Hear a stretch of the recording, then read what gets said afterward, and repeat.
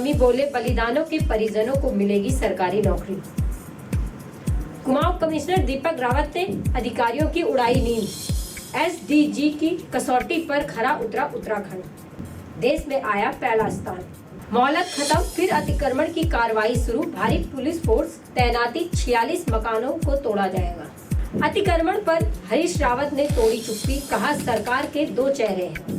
नमस्कार, आप देख रहे हैं उत्तराखंड टाइम में, आपके साथ सपना कंडियाल। नजर डालेंगे आज की खबरों पर। मुख्यमंत्री पुष्कर सिंह धामी ने कहा कि सरकार ऐसा तंत्र विकसित करने जा रही है जिसमें शहीद सैनिकों के परिजनों को नौकरी मिल जाएगी। साथ ही शहीदों के नाम पर अपने आप सड़क, स्कूल और कॉलेज के नामकरण हो जाएंगे। उन्होंने कहा है, कटवा में आतंकी हमले में बलिदान हुए 5 सैनिकों के आश्रितों को सरकारी नौकरी देंगे। मुख्यमंत्री ने सचिवालय में सैन्य धाम प्रोजेक्ट की समीक्षा की। इस दौरान उन्होंने कहा कि बलिदान सैनिकों के आश्रितों को दी जाने वाली आर्थिक सहायता बढ़ाई जाएगी। मुख्यमंत्री ने सैन्य धाम निर्माण में हो रही देरी पर असंतोष जताते हुए 15 अक्टूबर तक इसे पूरा करने के निर्देश दिए हैं। उन्होंने कार्यदायी संस्था को हिदायत दी है कि निर्माण कार्य में किसी भी प्रकार की लापरवाही नहीं बरती जाएगी। साथ ही निर्माण कार्य में तेजी लाने के विभागीय मंत्री एवं नियमित रूप से सुनवाई करने के निर्देश दिए।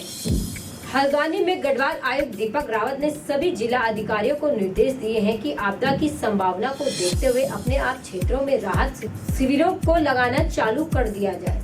उन्होंने नदियों के किनारे रहने वाले लोगों को चिन्हित कर उन्हें सुरक्षित स्थानों पर शिफ्ट करने के भी निर्देश दिए हैं। उन्होंने सभी वरिष्ठ पुलिस अधिकारियों से कहा कि खतरनाक नालों वाले स्थानों पर पुलिस फोर्स की तैनाती की जाए। आयुक्त ने बीते शुक्रवार को वीडियो कॉन्फ्रेंसिंग के माध्यम से मंडल के सभी जिला अधिकारी, पुलिस अध्यक्ष एवं विभिन्न विभागों के अधिकारियों के साथ बारिश से हुए नुकसान का आकलन किया और फीडबैक लिया।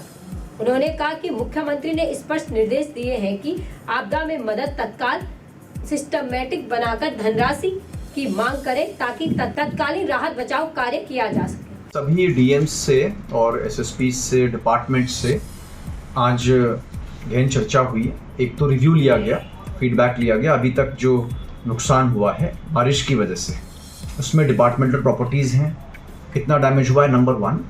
नंबर 2, जो बीते दिनों जल भराव की स्थिति विशेषकर हमारे मैदानी इलाकों में देखने को मिली, उसमें माननीय मुख्यमंत्री जी के भी निर्देश हैं कि डिज़ास्टर मिटिगेशन में जो धनराशि की आवश्यकता है, इसका एस्टिमेट बना के हम तत्काल गवर्नमेंट से उस पैसे को मांग लें।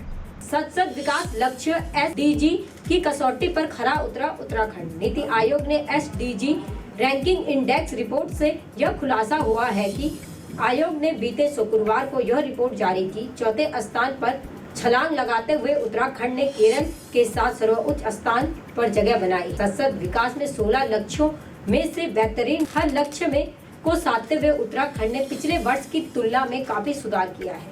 नीति आयोग की रिपोर्ट के अनुसार सतत विकास के 16 लक्ष्यों में उत्तराखंड ने तमिलनाडु, कर्नाटक, गुजरात, हिमाचल राज्यों को पीछे छोड़ते हुए 79 अंकों के साथ पहला स्थान प्राप्त किया है।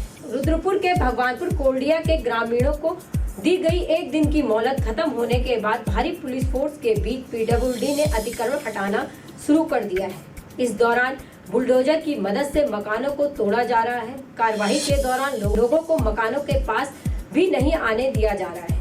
कुल चिन्हित 46 कच्चे पक्के मकानों को तोड़ा जा रहा है। बता दें कि पिछले अभियान में हुए बवाल को देखते हुए पुलिस प्रशासन खासा मुस्तैद हो रखा है। डीएम की ओर से निरोधात्मक कार्रवाई का आदेश दिया गया है। रुद्रपुर में हाईकोर्ट के आदेश पर भगवानपुर कोल्डिया में चलते अतिक्रमण अभियान पर सियासत शुरू हो गई है। इसमें पूर्व सीएम हरीश रावत ने कहा कि अतिक्रमण को लेकर सरकार के दो चेहरे हैं। एक चेहरे देहरादून में अतिक्रमण हटाने के आदेश देता है और दूसरी ओर क्षेत्रीय विधायक और मंत्री अभियान का विरोध कर श्रेय लेने की कोशिश कर रहे हैं। किच्छा के विधायक तिलकराज बहेड़ ने कहा कि प्रदेश में सिर्फ बिल्डर और कोलोराइजेशन की चलती है, गरीबों की सुनी नहीं जाती है। बीते दिनों बृहस्पतिवार को चलते अभियान को खुद भाजपा के विधायक श्री शिव अरोड़ा ने मुखात किया था। विधायक ने न सिर्फ अभियान को रुका दिया था, साथ ही पुलिस की हिरासत से 3 युवकों को भी छुड़ाया था। अफसरों की ओर से ग्रामीणों के घरों को खाली करने के समय देने की बात को अनसुना कर विधायक तमतमाते हुए गए। इसी को लेकर सियासत तेज हो गई। सियासी गलियारों में चर्चा है कि अफसरों ने विधायकों की बात को नजरअंदाज क्यों किया। जब अतिक्रमण हटाना जरूरी ही था तो विधायक के बुलडोजर रोकने पर अफसरों ने विरोध क्यों नहीं जताया। अतिक्रमण को लेकर के दो चेहरे हैं।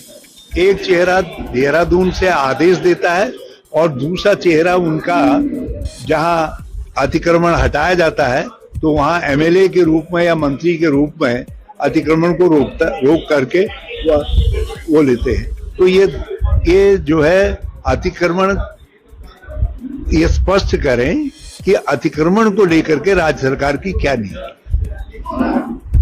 और इस समय एमएलए अतिक्रमण के पृष्ठपोषण कर रहे हैं। जितने अतिक्रमण हैं, मेरा आरोप है ये देहरादून के सारे नदी नाले खाले सब भाजपा के शासनकाल में भरे गए। हमने 2016 तक जितने अतिक्रमण थे उनको नियमित कर दिया और उसके लिए कानून बना दिया। मलिन बस्तियों